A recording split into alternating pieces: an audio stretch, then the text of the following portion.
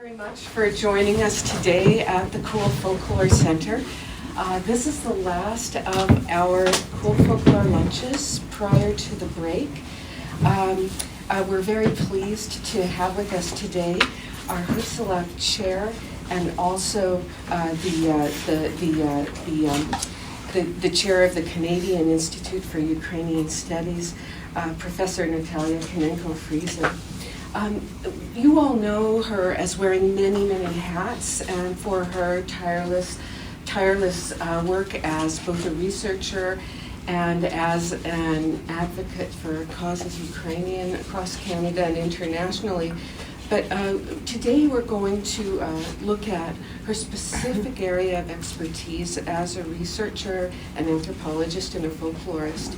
Her expertise as an oral historian carefully considers the ethics of oral history research in wartime, and her many collaborative research projects include one that includes a specific focus on Ukrainians currently displaced in Canada who are making home in times of peace and war. Now, there is a new international focus being taken by the Ukrainian Oral History Association, and so it's our great delight to announce that Dr. Khanenko-Friesen has taken over the role of co-president of the Ukrainian Oral History Association in its newly international dispersed capacity. So in terms of making a home, we through our distinguished colleague are also making a home in part for that association, and very much welcome the collaborations that this will bring. Her talk today for us is called Making Home in Times of Peace and War, Oral History of Ukrainian Displaced Persons in Alberta, post-2022. Please join me in welcoming Dr. Natalia Khanenko-Friesen.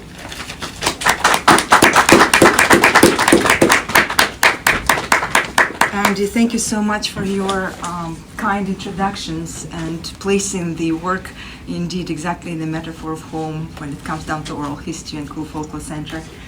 I am going to be talking today about a project which has started about a year ago, following, of course, the dispersal of Ukrainians leaving Ukraine and other places where they've been beforehand.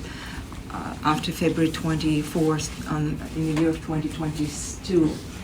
And the project itself, of course, focuses on Canadian adaptations and Canadian stories, journeys, and strategies of making home in Canada. But we will be talking today more specifically about Alberta. But I did borrow a slide from the website at the Canadian Institute of Ukrainian Studies, which positions the project as focusing overall on Canada. So it is based, as Andy had pointed out, on the method of oral history. It's an oral history project which is currently underway. It's still happening. We're still working on it. There's a team behind it. And we're looking with this team at the stories which help us all to understand how Ukrainians coming from afar to Canada make sense of their displacement and seek to establish themselves and seek to make their own home on the new soil. I was hoping to spend some time today to talk about narrative structures of those recorded interviews that we've recorded thus far.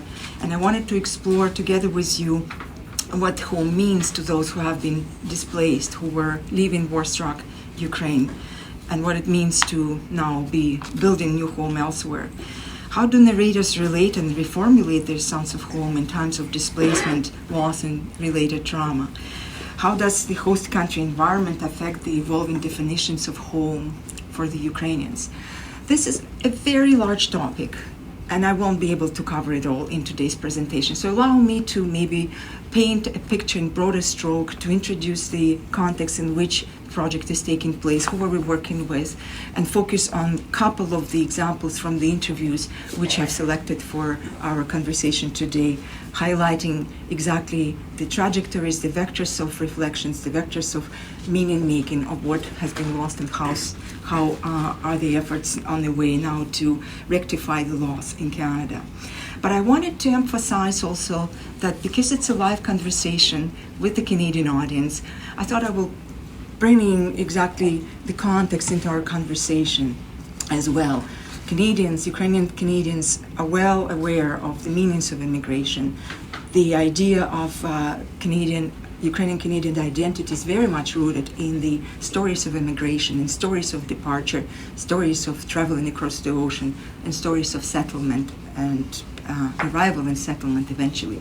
So in some ways, there are parallels, of course, at least in structural, foundational, chronotopal terms in terms of how people are nowadays reminiscing about their departures, their travels, and their arrival and settlement, and how perhaps Ukrainian Canadians have done it so well over so many decades here in Canada.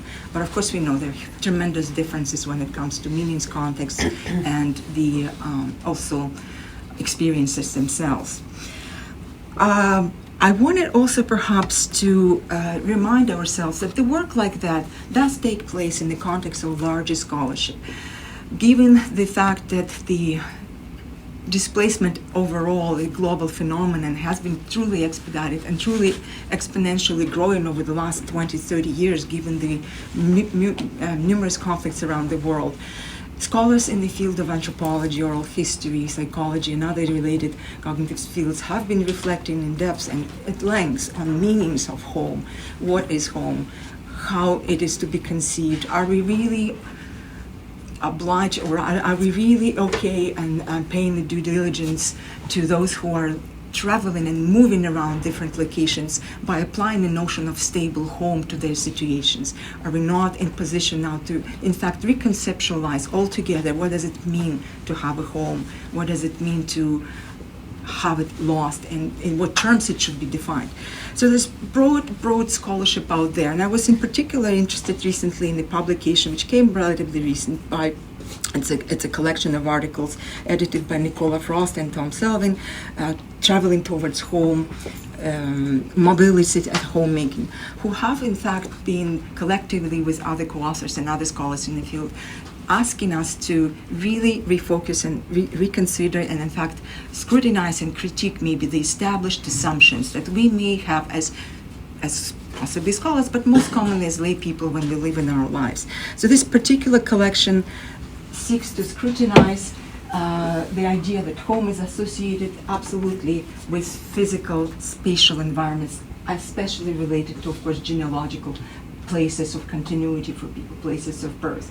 That homes made and are made by people on the move are thought to be in some way less than fully rightful or authentic. In other words, something that is considered, in fact, as loss and tremendous traumatic change for an individual who had moved locations, for example. And ultimately, with these assumptions, scholars invite us to critique the outcome in public, perhaps, perceptions that migration inherently is destabilizing, but also is to be perceived by others who seem to be imagining themselves as stably rooted in whatever localities as something that is opposite, that is not a sign of normalcy.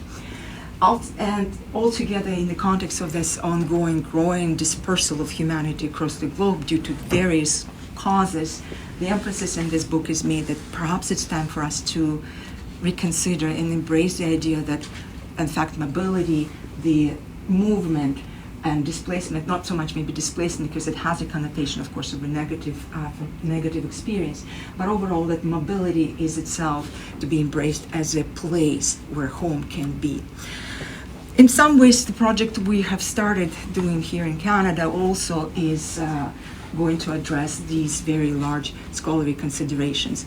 In fact, we have started this work on the prairies here in Western Canada first, also in partnership with other teams in Europe which are engaging in a similar research. We in fact are a team of several organizations. Some of them are based in Sweden, others are in Poland and in Germany, who jointly are working on collecting, gathering stories so we can later compare the impact of an environment, the impact of different kinds of mobilities on what people, Ukrainian displaced persons coming after 2022, February 2024, are engaging in as those individuals wanting to adjust and adapt and move on with their lives.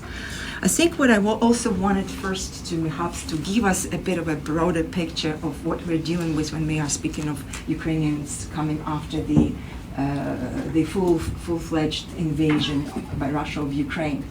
I don't know how many of you know this particular wonderful resource, which is also an office in its Canada-supported office operation, Ukrainian Safe Haven, engaged in handling and processing and receiving the newcomers under the co-ed visa, and at the same time trying to track down some important statistical dimensions of this phenomena through online surveys that they ask the people who are coming to Canada to fill out at different stages before the departure in Canada, but also their hope to continue on with this work once some time will pass.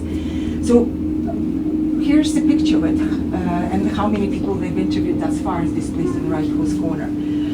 We have an interesting distribution of gender, which perhaps we didn't expect, right? It's something I would be talking later about. There is an idea of building expectations around the newcomers. We understand, or at least we thought there might be a gender disbalance here, given the regulations in Ukraine prohibiting males of conscriptive age to leave the country.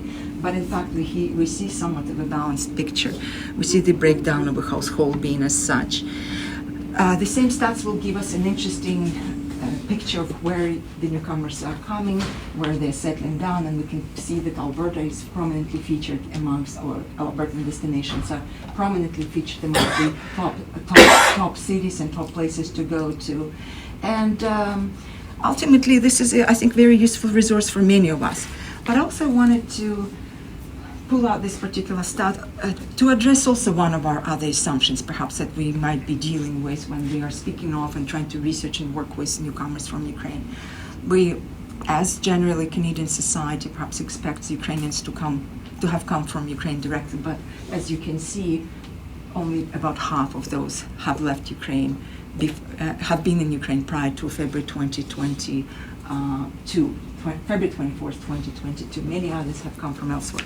Maybe anecdotally, we've already accounted those differences as well, but I thought it's an interesting stat. And in particular in Alberta, there's not much of a difference between the breakdown of statistical, demographic or social portrait of those who have come here. We have the same distribution of genders. We have slightly different indications of size of family but that's not really major. Albertans already know that mostly newcomers are coming to Calgary, the majority. Others are heading to Edmonton. There's quite a difference in the sense of those who were surveyed by this organization. And then we have also the other communities receiving those as such. And on the left-hand side, by the way, is also an interesting distribution pointing out whether the major influx or the largest influx of people were showing up on our shores, so to speak. And quarter fourth in 2023, for example, was the highest, right? And in comparison to what we're seeing happening prior to that half a year. So the Ukrainians are still coming. The stats, I think, was advertised on the poster. We are approaching, I believe, about 200,000 people arriving to Canada, and that is phenomenally large numbers, as we all understand those to be. And that brings us, this particular slide and its stats brings us closer to the project we're working on. If we are to talk about documentation of homing and settling in and building lives here in Canada, what are the expectations of those on the way to Canada with respect to whether they will stay in Canada or not?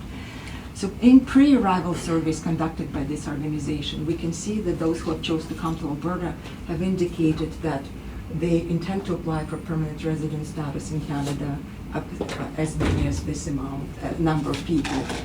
And it very much compares differently to how those individuals who were not in Canada yet and hoping to arrive to Canada understood their stay being as long as such. So those who were coming to Canada overall, only half of them roughly were pointing out that they will stay in they will apply for permanent resident status in Canada. Let me be precise with vocabulary here.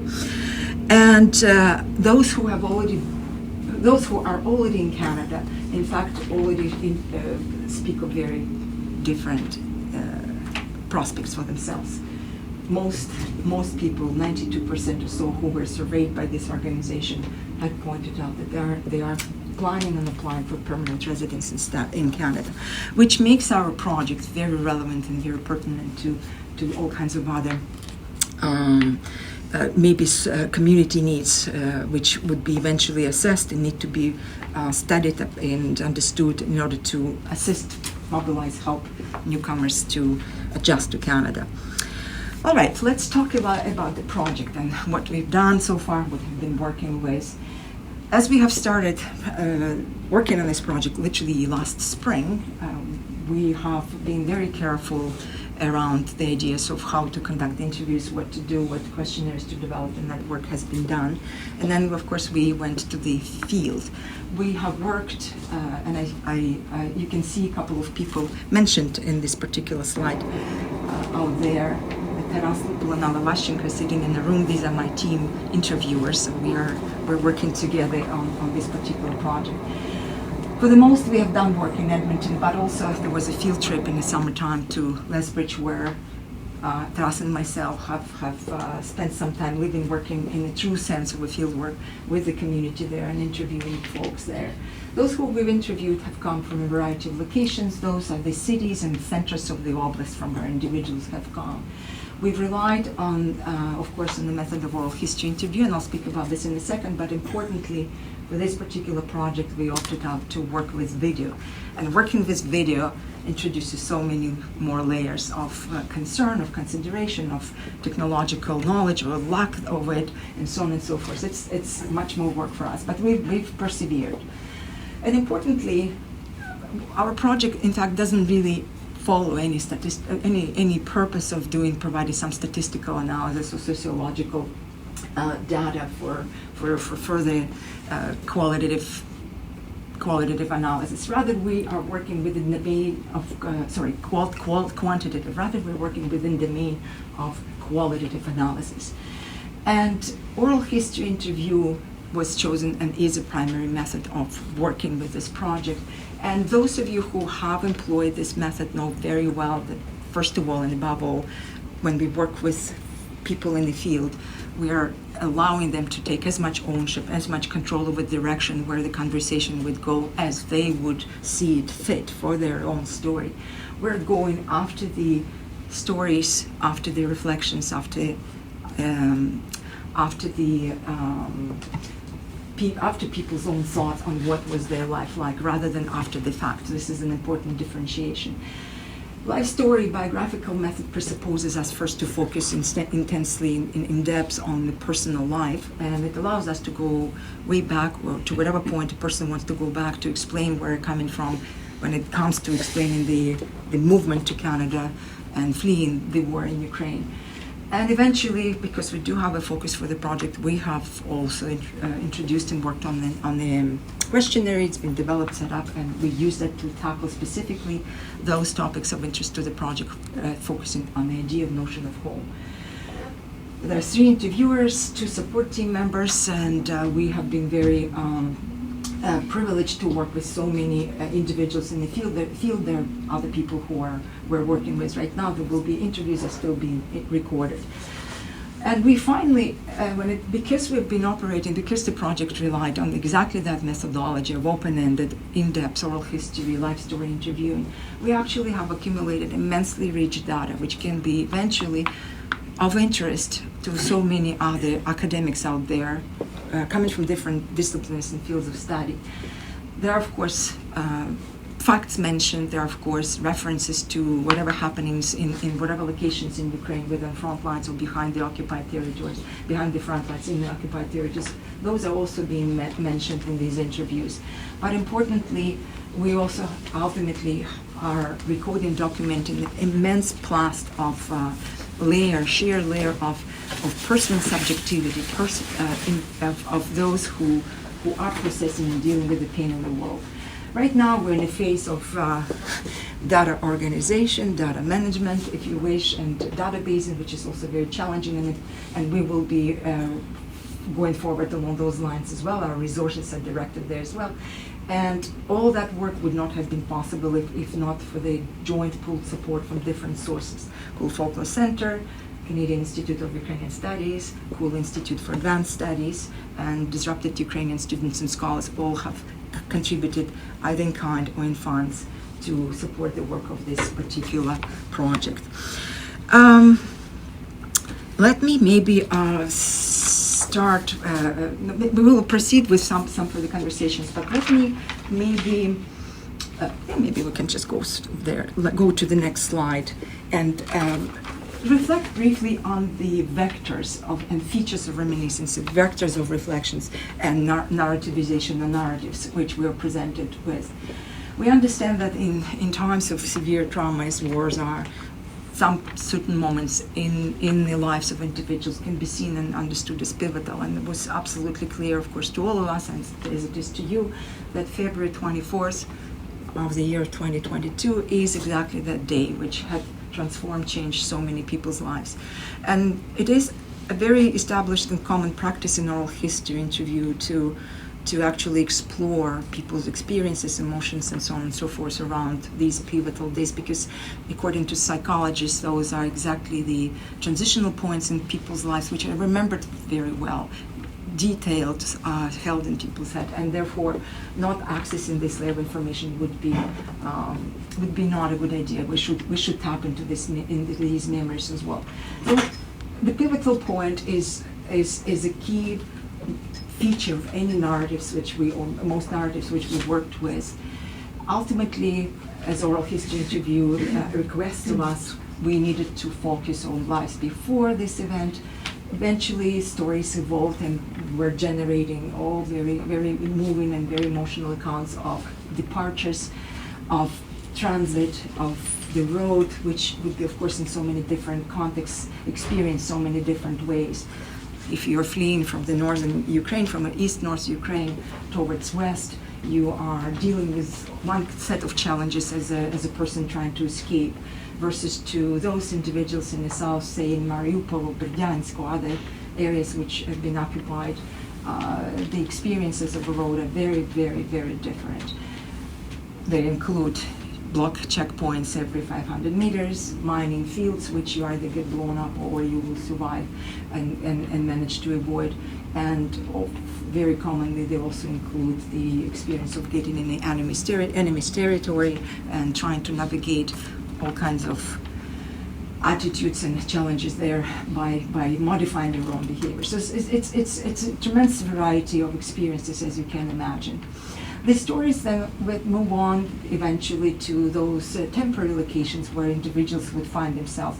Those actually, I've mentioned Western Ukraine, Poland, Moldova, and so on and so forth, but we also have stories about being. The temporary locations would, of course, become those places of settlement, of efforts for an individual family to create some sort of a sanity, especially if children are involved, and sense of a home. And those could be prolonged experiences, as we know, could be shorter ones. And I mentioned, I think I was interrupted at the point when I wanted to mention that we also have stories about transitioning through Russian Federation, for example, which also was a route for some. Stories, of course, moved on to discuss and describe the decisions of coming to Canada, and many people have focused on their engagements with volunteer organizations. All of this was done on social media, through other resources, and so on and so forth. And of course, importantly for us, we wanted to focus on the experiences of arrival and settlement and experience of interacting with the host countries. And that's also is very, very rich and very, very meaningful layers upon layers of information in these particular interviews. Some people were, for example, describing Canada, or describing the ways they've imagined Canada as being fully always covered in snow and with bears running around. Like, think of how we've imagined Russia in the Cold War, right? In the West, bears and ultimate cold and winter. Others have not expected prairies to be as vast and widespread as of course they are, and so on and so forth. They're immensely interesting and engaging stories around the perceptions of Canada before coming here. But ultimately, coming back to what Ukrainian Canadians know so well, from reflecting on its own history, from engaging with stories which have been told and are part of our psyche here of how we all have begun in Canada when it comes to Ukrainian-Canadian experience. The narratives of immigration, the narratives of the past, and the narratives of displacement of today, of course, are based on very fundamental structures which frame the storytelling and narratives, and those are, the structures which, well discussed in folklore literature and others, focus on departure, travels, transit, and arrival, and settlement. Of course, there are huge and humongous differences between the past experiences and contemporary ones. Underlying conditions for these current experiences, of course, is a profound sense of loss of trauma, but importantly, which we may not expect immediately, but it becomes very clear from each and every interview, those are also the experiences of resilience and agency, which in fact counteract and offer and are the reasons for much perseverance that we've seen Ukrainians to engage in. And in this particular slide, I'd like to come back to the idea of our presupposed presumptions or assumptions, presumable assumptions that we might have as simply folks living in a relatively stable society, well, in very stable society, not relatively stable society of Canada, working in our daily settings and pursuing our lives in ways Ukrainians have been pursuing them before 2014 even. Let's maybe quickly just check in with ourselves personally. Are we the individuals who understand under the idea of home as being something permanent, right? As something is continuously present in our lives, something we go back to especially after the travels? Are we also expecting a home to mean a place where we would reside for a long time? Of course, if you just moved, resettled, this probably is a different experience of a new residence of yours, and may not have become home yet until something happens to it. In many cases, in fact, in the context of Ukrainian-Canadian history, we see a clear correlation in how our narratives reflect on who we are in Canada, between the sense of home and the sense of parental home, land, especially here in Canada, of course, gardens, and so on and so forth. But this idea of parental home, and maybe even more than one generation of a multi-generational parental home, it also prominently featured in our normal understandings and expectations what home should mean. And then are we also the people that we ask what home might mean to them, that people would typically expect them to reference to, physical buildings, right? Dwelling, a residence, or a household. Of course, all these assumed experiences, exactly what is being undermined and what is being shifted from underneath people's lives right now these days.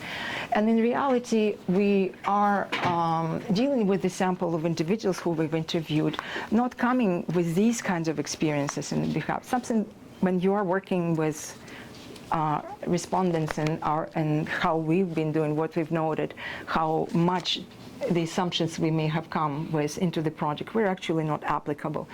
So many people who we interviewed for the project have already been displaced more than once, and even those who have not been displaced, they've moved around Ukraine, for example, from hometown to studying in university, then getting a job, then getting around the country in whatever ways possible. And displacements and relocations, a very typical, of course, element of contemporary Ukrainians' lives, contrary to our assumptions and imaginations how stable they might have been. We, of course, also have seen and run into many stories which would reference or recorded from people who themselves have been displaced from the Donetsk Oblast or occupied territories of Donetsk Oblast since 2014. And we also, of course, should remember that the longish periods of lives in these transitional locations were also marked by families' efforts to recreate a sense of home for their children and for themselves. But also this context is so vibrant, so fluid, and so dynamic. It's a big host family, someone's home, someone's basement, a hotel, and of course I'm not even mentioning the shelters, and so on and so forth. What are those efforts? What were those experiences of being in these places? Are we going to call and refer to these people as homeless, or as those who actually are were quite keen on resetting and organizing their life in such as actually to feel somewhat at home wherever they are. And ultimately, the larger context, the war, the displacement, which at the height of it, we've spoken about 15 million Ukrainians being displaced, right? About 7 internally, about 8 externally outside of Ukraine. So the numbers are slightly different right now. But in those contexts, of course, we understand this is absolutely profound experience for so many. And if it is a profound experience for so many, it becomes normalized, right, as such. And therefore, sense and notion of home, we should expect it to be changing. So this is what we wanted to do with this project in particular. What is... there would be a couple of interviews we would read through, listen through, and we will revisit a couple of those illustrations of stories in which certain notions, in particular this slide refers to one of those stable notions of home, which is a connection of which is based on the connection between a self, an individual, as a self really, and the physical terrain of homeland. And I hope we will have a sound. Та нічого, для мене це не перший раз перебування, для мене більш-менш звично, але звичайно, що відчуття сутності дому в тобі, де ти народився, зростав, формувався, воно незмінне. Його, я не знаю, скільки його можна витіснити, що заміни, бо відчуття, то, мабуть, якесь німецьке філософське слово є гарно. Це відчуття родинності, це дім, це там, де родився, і там, де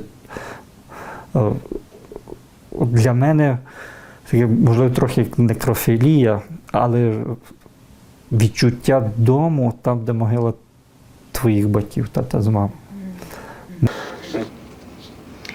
So we have an example of reminiscence in a story, which clearly an individual, and we have our colleagues in the room here who are interviewers of the project, sharing those memories of them, pointed out to that profound, immense, and important connection which has been violated, of course, by the war, by the displacement. And home across generations as an idea was supported in some other interviews. There would be stories of personal being raised by multiple generations of family stories in which individuals would be very nostalgic for their village homes versus and the connection between their village homes and the urban residences in which they would be. But of course, the stability, as we have known, it has been truly violated in the most dramatic ways, and we had recorded very significant number of stories which illustrate those. Мне позвонила моя дочка. Значит, 24 февраля мне позвонила моя дочка. Дочка у меня училась в Харькове на тот момент. И со слезами на глазах кричала: «Мама, нас обстреливают, Харьков». Это где-то было в районе 4:30 утра. Донечку як звати? Анечка. Ей 18 лет сейчас. Она студентка. Да. Якого? Вот сейчас 2-й курс закончила университета Кузнеца, имени Семена Кузнеца в Харькове. Ну что, когда, да, в 5 утра. Но мы в Мариуполе, у нас с 2014 года постоянно были какие-то обстрелы на окраине. Я жила Караслевый берег города, и там Широкино, недалеко от нас, там 10 километров буквально. И мы... Сути, линия фронта. Да, когда обстреляли в 2015 году Восточный, я видела это с окна, как обстреляли Восточный, когда людей очень много погибло. Вот, и мы постоянно на протяжении этих там 8 лет, да, постоянно что-то слышали, какие-то взрывы. Вот. Ну, уже, наверное, как наши мариупольцы говорили, мы уже привыкли. И, конечно, я успокаивала дочку, говорила: Аня, ну не может такого быть, говорю, ну не может быть война. Но потом, когда включила телевизор и увидела, что Россия объявила специальную военную операцию, я поняла, что это уже не шутки. Да, где-то, наверное, в районе 5 утра первая ракета, которая упала на мирное, да, на мирное население и попала в дом моей свекрови. Они чудом выжили, но дома не осталось. Happening in many parts of Ukraine when it comes down to changing paradigms in notions of home due to these external tremendous circumstances. And this story to me is an illustration of normalization of threat, normalization of violated home, which is something that is being discussed in this particular one. But if we are to refer back to stories which we have collected from most dramatic areas of Ukraine, and this is, again brings us back to Mariupol, the previous respondent is also from Mariupol, we are to register in stories a much of many emotions conflicting with many reflections. On one end, a person is losing her home due to the attacks and shelling and bombing in which an individual is trying to save 15 children from the neighborhood, including her own. But on the other hand, this particular home, which her family has worked so hard for 20 years to build, is a fortress. It's been big and three-storied, phenomenally, brick thick, phenomenally strong structure, which kept being ruined at one wave of attacks. The third store would come off, kept being again ruined at the second attack, the second store would fall out. And yet the fortress, the building, the home, actually not so much a building, the building held people still safe inside. We are of course going through various vignettes here, and I'm not going to be... Мы ничего толком о другом районе не знали, мы не знали, живы, не живы наши родственники, что обстрелы бесконечные. 11 марта у нас был второй прилет в наш дом. И такой прилет, спасибо, что живо стали случайно, потому что дети хотели пойти заклеивать окна, холод страшный, и запнулись об стол. И в этот момент прилет на второй этаж сносит полностью. 6-го нам снесло третий этаж, а 11-го нам снесло полностью и второй, и что оставался третий частично, тоже снесло его. Часть оставалась, его снесло полностью вторым. И тут начинается пожар. I'm just going to move on with this, and I will probably skip this interview, which also is an illustration how an individual cannot leave the topic of ruined homes and returns to it throughout the story, focusing on something else. In other words, when we are speaking of narrative strategies and practices, coming back to the idea of home and returning to the notion of home is a very common way to illustrate the destruction and loss which people have been seeing here. In this case, we have an individual discussing, again from Mariupol, the experience of feeling the cracking glass on the floor, not on the floor, on the ground when she would walk through the ruined buildings of Mariupol. It's a very emotional interview, and it's also very reflective and narratively very rich. It's a fantastic story altogether. But we will just move on. And of course, we also, I'm fast forwarding through so many stories, but we're now going into this period in the storytelling of our respondents in which they were already reflecting on the Canadian side of their experiences. Home away from home. And of course, I don't have time to reflect on the intermediate homes throughout Europe or maybe Russia, where people also were attempting to locate themselves firmly in life. We are in particular, maybe I'll turn it on itself. Це справді так. В червні, здається, почали оформлювати документи проєкт Sunflower, соняшник, який нам насправді дуже допоміг в цьому. Коли ми приїхали, вони знайшли нам host family. Ми жили 2 місяці в host family. Нас ніхто не виганяв, нам казали, що живіть іще. Це абсолютно молода пара, 23 і 26 років. У них маленька дитина, так, ми жили у них у бейсменті. Я просто чесно вам скажу, я дуже дивувалася і задавала завжди собі запитання, чи змогла би я так зробити, пустити чужих людей. Це не про те, що хтось щось вкраде, фізично, а Впустити в дім – це значить впустити в свою територію людей. Так. Це потрібен час приділяти їм. Тобто люди, які приїхали, абсолютно, знаєте, ми приїхали, у мене відчуття було, ніби я на іншій планеті. Це правда, це, знаєте, от я попала у фільм «Один дома». Кіно просто. От,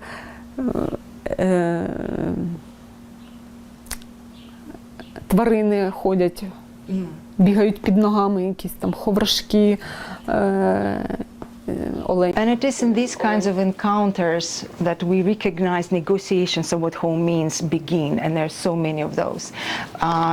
Being hosted by a host family, which very commonly were not Ukrainian Canadian families, but rather Canadian families, and encountering and sharing the experiences of this emotional shock is not only an example coming from this interview, but from many others. In other words, when, of course, in Canada, we see our arrivees exploring for themselves the new understandings of home. I remember fondly this particular interview with the young former police woman from Zaporizhia, and I thought she was extremely thoughtful, what I thought, and she had also had this brilliant idea talking about home, what it means to her, something where the future can be, which is the last, I think, of our interviews. Ми і сваримося, і Так воно ж нормально. Так. Це що ви вже настільки свої, ви вже такий кістяк, ну то. Так. Що взагалі для вас значить дім? Якщо Дім? я можу вас запитати це. Дім для мене – це там, де тобі добре, там, де ти в безпеці, і там, де ти можеш хоча б щось планувати. Ну, як, я не кажу набагато там, так? Так, звісно, люба людина, яка, я навіть не так скажу, люба людина, яка живе в цьому житті, мені здається, повинна строїти якісь довгострокові плани. Бо якщо ти просто так живеш як бактерія, да? Поїли, поспали, ну то це дуже низький, я не знаю. Ну, як бактерія, да? А от всі повинні, да, планувати і бачити якесь своє майбутнє. Майбутнє дітей, особливо, коли вже є діти, ти вже повинен думати не тільки про себе, а й вписувати майбутнє своєї дитини або дітей в своє майбутнє. Або навіть змінювати плани на своє майбутнє в угоду майбутнього своїх дітей. От як ми вирішили виїхати в Канаду, щоб для майбутнього нашої дитини. And ultimately, as we begin to see throughout the interviews and reflecting and now going back and reading through the reminiscences and stories shared with us, that within the new cohort of arriving Ukrainians, we are, of course, going to recognize soon enough the changing approaches and changing attitudes to the idea and notion of home. And this particular project, just the beginning of a longer journey and longer analytical work. We, of course, understand, or at least we understand to not interpret the experiences of those who have come from Ukraine only exclusively from the lenses of trauma, but necessarily also we need to recognize that what shapes and forms new relationships, the future of home for these Ukrainians in Canada is also based on their agency and their resilience. Home is a stable place to which one comes back to versus home is a transportable, personal, safe and adjustable environment. We are seeing the change along those lines in how people reflect on what it might mean to them to be at home. And ultimately, obviously, we are registering, or anticipating rather, maybe not yet registering with small amount of interviews so far, that we are on the way of a fundamental shift in values from home as place, with 3 generations behind, with the cemetery nearby, to home as emotion and social haven of the family. I would say